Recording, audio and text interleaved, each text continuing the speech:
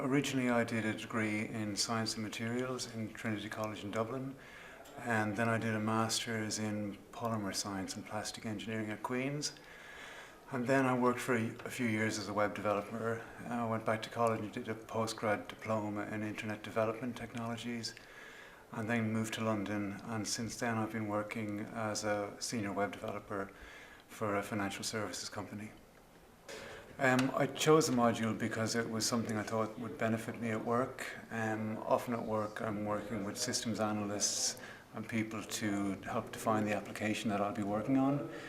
And I wanted to learn some techniques that would help me go beyond and developing a standard application, and learn some creativity techniques that would help generate not just small incremental changes in the new application we were developing, but something that was a bit more innovative. Really, it was learning techniques that I'd be able to use at work. I mean, I chose the module because it seemed to cover areas that would help me as a web developer. I think the most interesting thing was the creativity triggers, because it's quite a useful technique to know. It's simple, and it's something that can be, I think, easily used as part of a group. And a lot of the work I do when developing applications involves sitting around with a team of people and coming up with functional requirements. I think the creativity techniques are techniques that I'd be happy to use in a work environment. I think when most people think about coming up with specifications for a new application, they automatically think of brainstorming, and I don't think that's a technique which inspires creativity.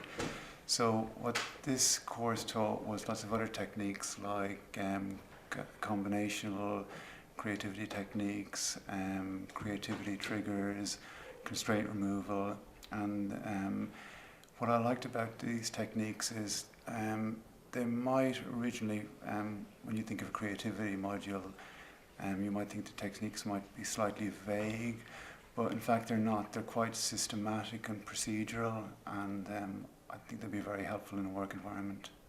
Okay. Coming from a science and engineering background, there's quite a heavy emphasis on research and development and innovation. And in web development and design, there isn't, at least explicitly, such a heavy emphasis. But I think innovation is something that could be applied and produce results in web development. The speed of change in the web is huge at the moment, and I think some of the creativity techniques which we learnt on this module could help capitalize on the speed of that change.